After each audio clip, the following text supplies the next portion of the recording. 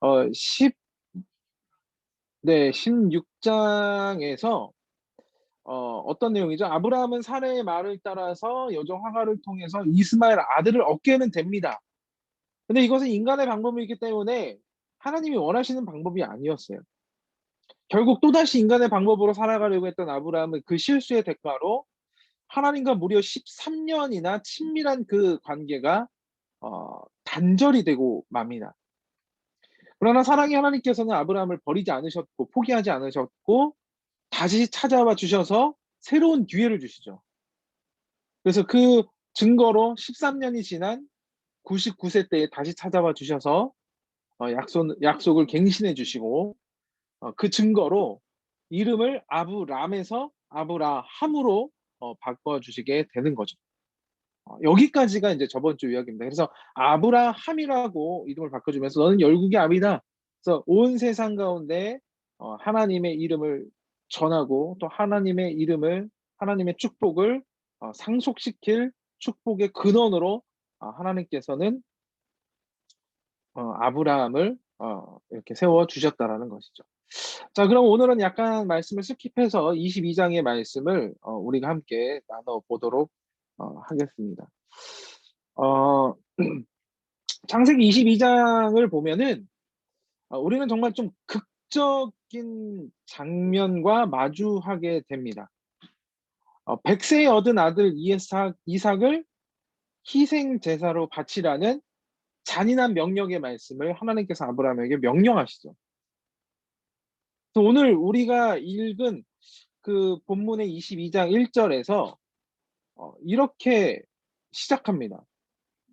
그 일 후에 하나님이 아브라함을 시험하시려고 그를 부르셨다라고 이렇게 1절에 말씀을 하고 있어요. 여기서 그 보면은 우리 한국 성경으로는 한국말로는 그 일이라고 이제 단수처럼 표현을 하고 있는데 히브리어 성경에서는 이 그 일이 복수로 나와요. 그러니까 쉽게 얘기하면 그 일이 아니라 그 일들이라고 표현을 하는 거죠. 그래서 그 일들이 있고 난 후에 하나님이 아브라함을 시험하시려고 그를 부르셨다라고 이렇게 기록되어져 있습니다. 자, 그러면 도대체 아브라함이라는 그 새 이름을 얻게 된 이후에 어떤 사건들이 일어났을까?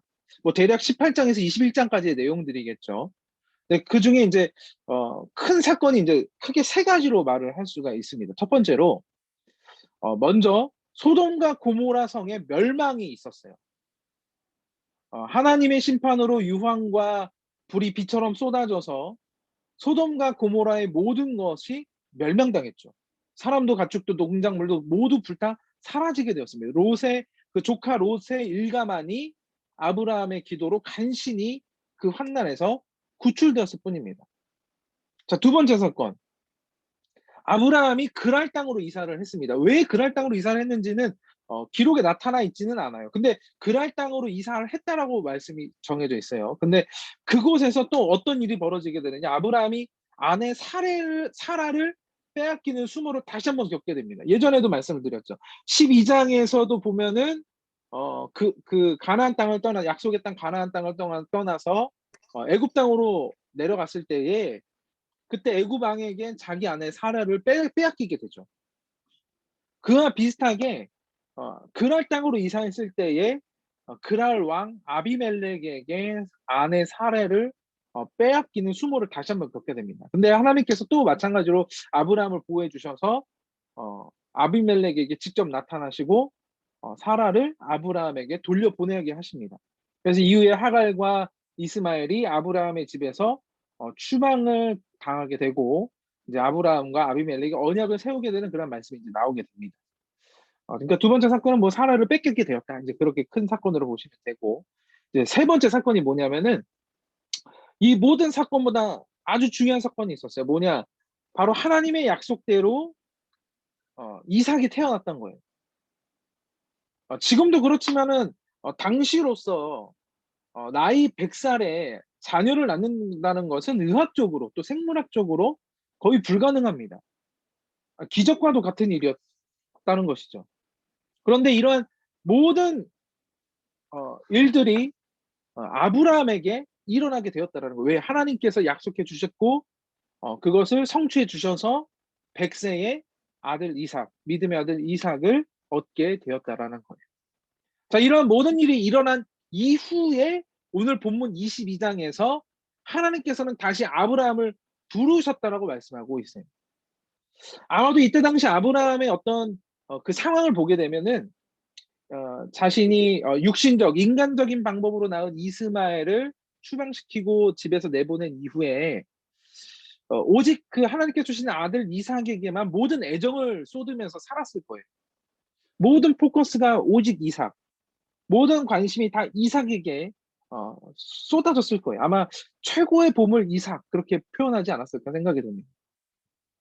그래서 이삭이 태어나고 얼마의 시간이 흘렀는지는 정확한 기록은 성경에 나타나 있지는 않지만 오늘 22장에 보면은 이후의 말씀을 보게 되면 이삭이 아브라함에게 하나님이 아브라함에게 명령하시고 아브라함이 이삭과 함께 이제 그 모리아 땅 모리아 산으로 가게 되는데 그 땅으로 가게 되는데 그때 당시 이삭이 지게를 지고 갔다 같이 동행했다라고 표현한다는 걸 본다라면 아마 아브라함을 따라갈 정도 어느 정도 성장되지 않았을까. 뭐 한 십수년, 뭐 한 뭐 예를 들면 뭐 고등학생, 뭐 아니면 뭐 대학생 그 정도의 이제 세월이 흘렀을 것이라고 이제 추정을 하고 있습니다.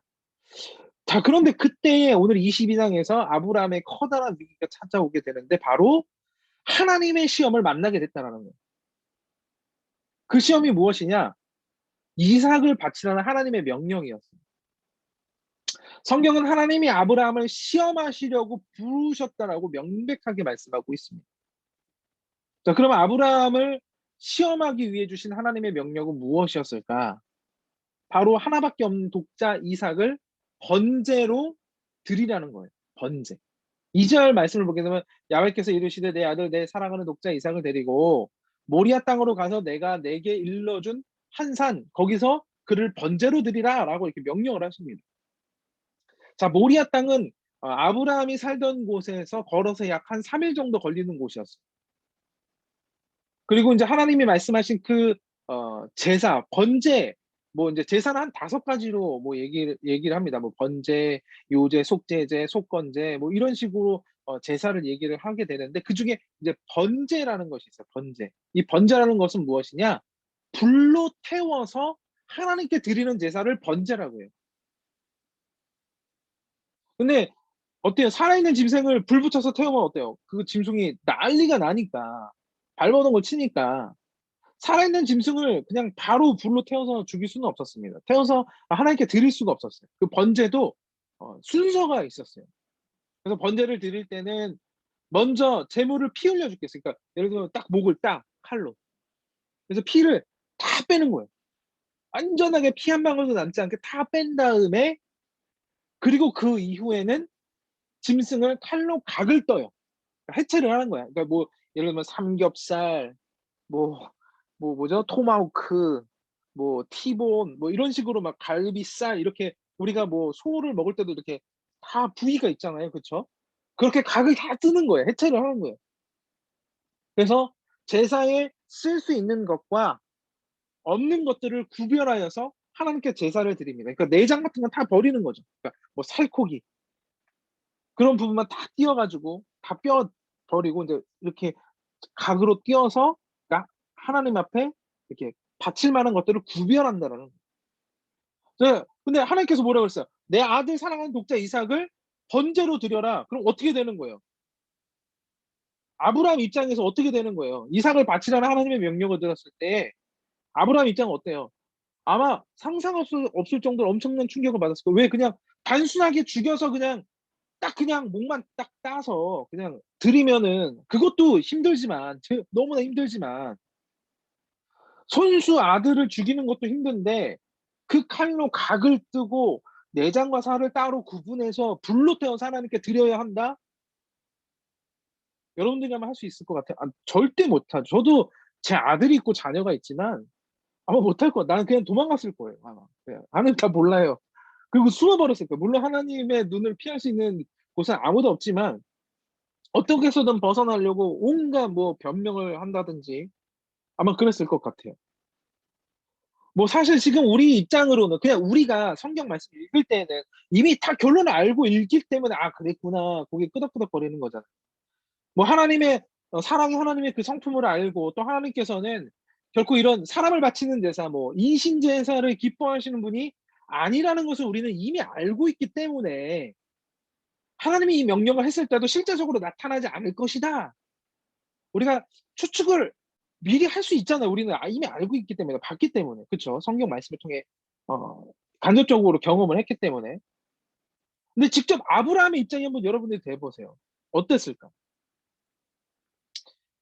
심지어 그때 당시에 아브라함이 살던 고대 근동 지방의 그러한 역사적인 배경을 보면 이방 종교들 중에는 자식을 신께 드리는 이신 제사가 굉장히 많이 성행했어요. 그러니까 여러분들 세계사에서 봤죠. 메소포타미아 뭐 이런 그쵸? 인류의 기원 뭐 3대 지역 막 있잖아요. 메소포타미아 지역이잖아요. 이 지역이. 그러니까 고고학적으로도 발굴을 해 보면 해 봐서 그것을 보면 역사적으로 그 유물들을 보면 그러니까 주물 여러분들 주물이 뭔지 알죠? 금속으로 만드는 이렇게 본 뜨는 거 있잖아요. 예를 들면 인형을 만들 때 이렇게 촥 이렇게 해서 안에다가 뭐 금속이나 뭐 넣어서 이렇게 액체 같은 거 넣어서 이렇게 팍 프레스를 시켜 가지고 이렇게 금속 그 이렇게 인형을 만드는 그런 주물 아주 기초적인 거. 아 우리 회장님이 더 잘 알겠다. 주물. 그쵸? 그래서 그 주물 금속으로 뭐 우상의 형상을 만드는데 우상의 형상을 그냥 만드는 게 아니라 뭐냐면은 그 안에다가 아이를 집어넣어서 우상을 봉해 버려요.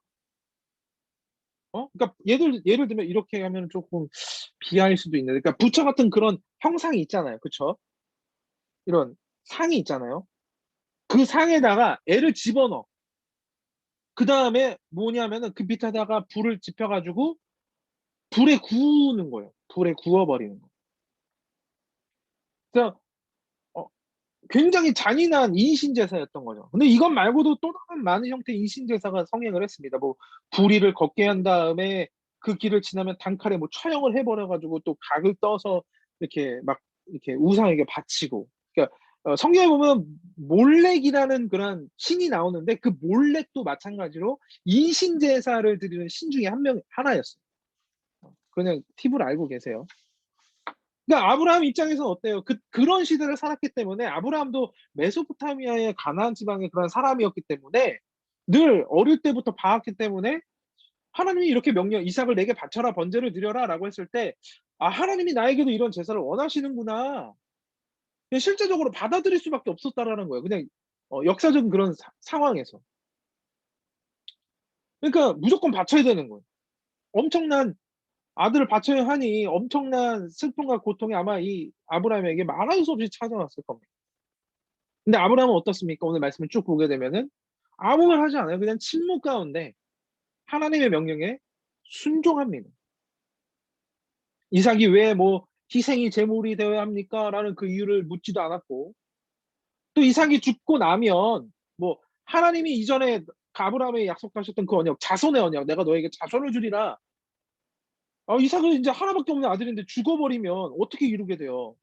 근데 그 자손의 약속을 앞으로 또 어떻게 이루실 것인지 따지지도 않았어요. "하나님 또 주실 거예요? 둘째 줄 거예요?" 이게 물어보지도 않았다라는 거예요. 그냥 묵묵히 다음 날이 밝기를 기다리면서 아들 이삭을 번제로 올릴 채비를 하고 그냥 떠나갔다라는 거예요. 자 그런데 우리 여기서 한 가지 물음표를 찍어 봐야 돼요. 왜 어떤 물음표냐 이건 좀 약간 어 심오하다고 얘기를 해야 될까요? 좀 약간 더 깊은 고민을 우리가 한 가지 해야 되는데 무엇이냐. 하나님이 인간을 시험하시는가? 하나님은 과연 나를 시험하실까? 나는 그럼 시험을 받는 것인가? 당하는 것인가? 고민을 해 봐야 되는 거야. 아까 그렇잖아요. 첫 번째 절 말씀에 아브라함에게 "시험했다."라고 그랬어요. 부르시면서 "시험을 했다." 그랬잖아요. 분명히 오늘 본 말씀에 이렇게 아브라함을 시험하기 부르셨다라고 진술하고 있습니다. 자 그런데 여기서는 분명히 창세기는 "시험을 했다."라기 위해서 부르셨다고 진술을 하는데 나중에 우리 신약의 말씀 야고보서 말씀을 보면 이와는 좀 상반된 구절이 나와요. 반대적인 구절이 나와요. 어떤 말씀이냐. 야고보서 1장 13 절로 14절 말씀인데 사람이 시험을 받을 때에 내가 하나님께 시험을 받는다 하지 말지니 하나님은 악에게 시험을 받지도 아니하시고 친히 아무도 시험하지 아니하시느니라. 오직 각 사람이 시험을 받는 것은 자기 욕심에 끌려 미혹됨이니라고 말씀하고 있어요. 뭐야? 이게 무슨 말씀이야? 아니 창세기는 분명히 하나님 아브라함을 시험하기 위해서 부르셨다고 했는데 야고보서는 아무도 시험을 하지 않는다 그렇게 말씀하고 있잖아요. 전혀 상반됩니다. 도대체 하나님이 인간을 시험하시는 건지 시험하지 않으신다는 것인지 좀 혼란스러운 말씀이죠. 그렇죠? 부딪힌다는 거죠. 자, 근데 일단 내가 결론부터 말씀을 드리면 하나님은 인간을 시험하시는 분이 아니십니다. 다시 한번 말씀드릴게요. 하나님은 인간을 시험하시는 분이 아닙니다. 제가 이 부분에 대해서 말씀을 간략하게 드릴게요. 아니 우리는 그렇잖아요. 교회에서 나 시험 들었어. 나 하나님께서 나를 시험하시는 것 같아. 테스트 하시는 것 같아. 이렇게 우리가 입버릇처럼 많이 말을 하잖아요. 그렇죠? 그렇죠? 자, 근데 여러분 이걸 잘 깨달아야 돼요. 어떤 말이냐? 자, 시험한다라는 것은 무엇인가 모르는 부분이 있다는 것을 전제로 한다는 거예요. 그러니까 즉 모르는 그 무엇을 정확하게 알아내기 위해서 내가 시험을 내서 그 사람의 반응을 보고 평가함으로 그 결과를 알아낸다라는 거죠. 제가 더 쉽게 얘기할게요. 자, 여러분들이 학교에서 왜 시험을 칩니까? 얼마 전에 우리 대학교에서도 시험을 치고 중간고사를 치고 이제 조금 있으면 이제 기말고사를 치게 되는데 여러분들 학교에서 왜 시험을 쳐요? 왜 쳐요? 그냥 점수 받으려고? 왜 점수 받아요? 그 이유가 뭐예요? 그 원인이 뭐예요? 여러분이 그동안 학교에서 배우고 공부한 지식을 잘 이해하고 있는지를 교수님은 여러분들을 잘 몰라요. 왜? 그 속에 들어가 보질 못했으니까. 여러분들의 생각을 잘 모르니까. 그래서 뭐예요? 시험 문제를 내서 여러분들을 평가하고 또 측정함으로 여러분들의 지식 상태를 알아가려고 시험을 내는 거예요. 이해가 되시죠? 그러니까 여러분들의 상태를 알려고 여러분들의 상태를 잘 모르니까 여러분들의 상태를 알려고 교수님이 시험을 내서 그래서 답안지를 보고 얘가 이 정도 아는구나 평가를 하고 점수를 주시는 거죠. 그러니까 한마디로 교수님이 여러분들의 상태를 잘 모르기 때문에 시험을 내는 거예요. 여러분들의 상태를 알려고 하기 때문에. 자, 그런데 한번 생각해 봐요. 과연 하나님은 우리를 모를까요? 하나님이 여러분들이 어떤 사람인지 잘 몰라서 시험을 주고 반응을 보며 평가하고 알기를 원하실까요? 그런 유한한 존재이실까요? 한계가 있는 분이실까요? 아니라는 거죠. 하나님은 전지전능하신 분이에요. 다 하시는 분이시며 무한하신 분이시며 이미 만세전에 여러분들을 택하시고 창조하셔서 여러분들의 머리털까지도 다 세신 바 되신다. 다 알고 계신다라고 성경 말씀에서도 말씀하고 있어요. 그래서 우리들의 모든 것을 다 알고 완전히 파악하고 계시는 전지전능하시며 무한하신 분이시라는 거예요. 따라서 측정해야 할 시험 따위는 전혀 하나님은 필요가 없으신 분이죠. 하나님이 왜 여러분들을 알려고 시험을 내시겠어요? 여러분들 이미 다 아는데 여러분들 어떠한 반응을 주시는지 이미 하나님께서 아시는데 시험이 무슨 소용이에요? 자, 그러면 대체 왜 성경 오늘 창세기 말씀에서는 왜 아브라함을 시험하기 위해서 부르셨다? 왜 그렇게 기록했을까? 왜 이런 오해의 소지가 있는 진술을 하고 있을까? 이것은 인간의 한계적인 표현, 즉 인간의 유한한 화법과 해석이 적용된 상태라고 말할 수 있는 거예요. 물론 하나님의 말씀이 하나님의 어떤 영적 교감을 받아서 계시를 받아서 말씀을 다 기록하고 있지만 인간은 하나님의 생각을 다 알 수가 없어요. 왜? 유한한 존재이기 때문에. 유한한 사람이 어떻게 무한한 존재의 생각을 다 알 수가 있겠어요? 그렇죠? 어떻게 개미가 우리의 생각을 알 수가 있겠어요? 어떻게 강아지가 우리의 생각을 다 알 수 있겠어요? 그렇죠? 거꾸로 듣고 보면. 그래서 우리 인간이 하나님의 우리에게 계시하신 말씀을 우리가 우리 입장에서 이해하기 위해서 성경 말씀을 인간의 한계적인 표현과 말로 기록했기 때문에 하나님의 무한한 관점과 인간의 유한한 관점이 교차하면서 이러한 오해의 소지가 있는 그런 말씀의 현상이 나타나고 있는. 그러니까 한마디로 인간의 모든 말로도 하나님의 의도와 계획을 다 파악하고 우리가 완전하게 표현할 수 없기 때문에 이런 오해가 생긴다라는 거죠. 그러니까 쉽게 얘기하자면은 우리가 인간의 최선의 방법으로 표현한 것이 하나님의 생각을 표현한 것이 아브라함 입장에서 표현한 것이 아브라함 나 자신이 시험을 받았다라고 그렇게 서술한 거라는 거예요. 그래서 우리가 하나님의 뜻을 그러한 바라보는 우리들의 인간적인 관점이 정말 무한하고 불변하는 절대 변하지 않는 하나님의 구원의 관점을 우리가 정확하게 이해하기 위해서 그 간격이 점점점 좁혀지기 위해서 우리는 이렇게 올바른 성경의 해석과 오늘과 같은 그런 성경 강해의 성경 공부가 필요하다라는 거예요.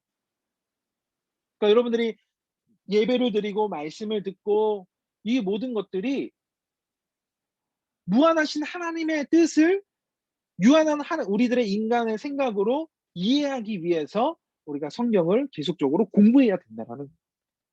이런 의미로 우리가 앞으로 계속 뭐 어떤 또 강의 또 어떤 성경 강의가 시작될지 모르겠지만 계속해서 여러분들 함께 참석해 주셔야 되고 또 묵상하셔야 되고 하나하나 올바른 성경의 지식을 넓혀 나가야 된다라는 거예요. 자, 여하튼 간에 결과론적으로 하나님은 인간을 시험하지 않으신다라는 거예요. 그래서 사실 이삭을 바치라는 이 명령이 아브라함에게 시험이 된 것은 무엇이냐? 아브라함 스스로 자기 욕심에 끌려서 미혹되었기 때문에 이미 자신이 이삭이라는 새로운 우상이 생겼기 때문에 자기 아들을 하나님보다 더 사랑했기 때문에 그 욕심에 끌려서 미혹됐기 때문에 시험 받았다라고 성경에는 기록할 수밖에 없었다라는 거예요.